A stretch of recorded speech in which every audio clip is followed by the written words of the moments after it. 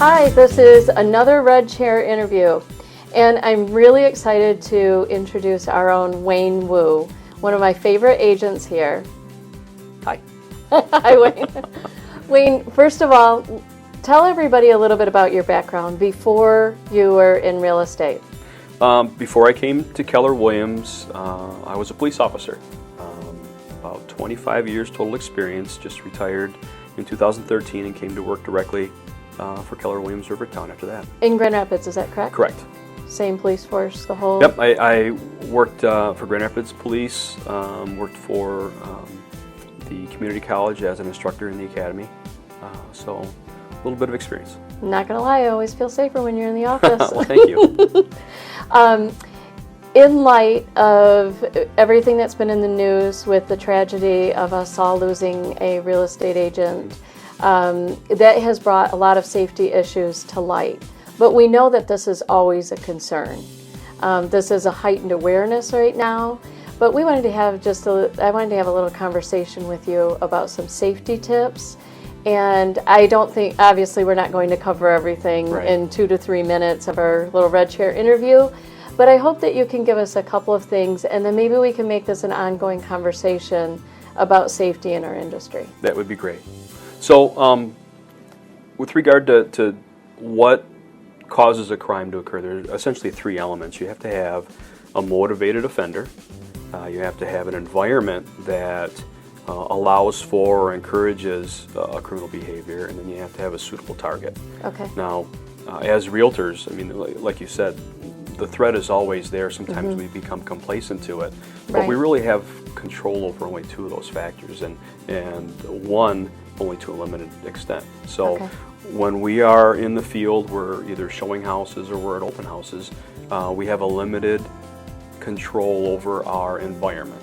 Environment being the house we're showing, whether it's an open house or just a house in general, but we have the most influence and ability to control ourselves as a perceived target. Okay. So there are some things that we can do. With regard to our environment, picking times where there's a lot of light, trying to avoid showing a house or doing an open house during evening hours, and as the fall and winter approach, that becomes more of a problem for us. So trying to schedule, especially showings with clients that you've only recently met, would be something that you would want to try to do during the daytime. And then with the light issue, also making sure that there is electricity at that property. Yep. That's a great point as well. In going to these properties, make sure you have enough time to go early, drive by the neighborhood, see what needs to be seen, whether there are people hanging out regularly or neighbors on the porches. Both are great things to have as long as folks are going to be helping you out. Maybe have dialogue with neighbors as you're approaching. Park your car in a well-lit area that is not hard to get to. Make sure your door is locked when you leave. Make sure your keys are readily accessible. The other thing you can do as an agent is, dressing in a way that allows you to be very mobile. Oh. So, women sometimes like to wear heels. Absolutely. But you can't run in heels. Right. And that's going to be your essential tactic when you're faced with a threat is separation. Try to get away. Right. That's the big thing. So harder to run in heels than it is in some flat shoes. Absolutely. Harder to run when you're carrying lots of baggage with you. Okay. So try to limit how much you're carrying with you. And what types of things are you carrying? So, it's good when we talk about houses and whether there's enough light. I think as a realtor, you're perfectly justified to carry a flashlight with you, especially when you're looking in basements. So the flashlight can represent an instrument that allows you to see things when you're helping a client look, but it can also be an impact weapon if you need to use it. Self-defense. Exactly. Other than that, maybe a clipboard. Having your keys readily accessible, and then a well-charged cell phone would be some things that you want to have with you all the time. What about something like a mace or a pepper spray?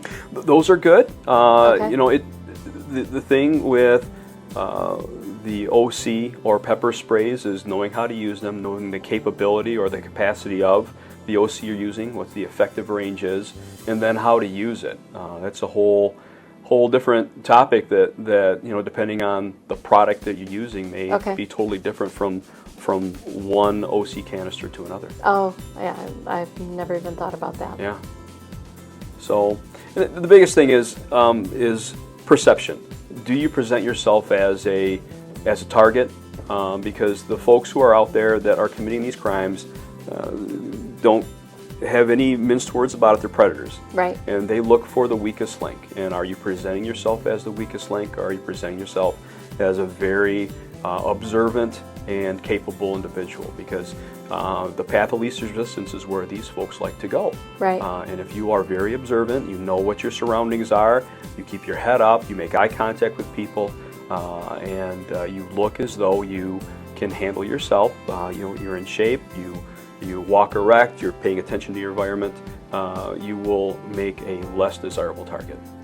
I have a feeling that we have a lot more things that we can share with people, so we might make this an ongoing conversation if that's okay with you. That would be great. And also, tell people what is one thing as you leave them, what is one advice that you would give them? I would say do your homework. Know who you're going out with. Used car salesmen like to see IDs. There's no sense or no reason why we can't do the same thing. Get an ID, let people know where you're going or who you're going with.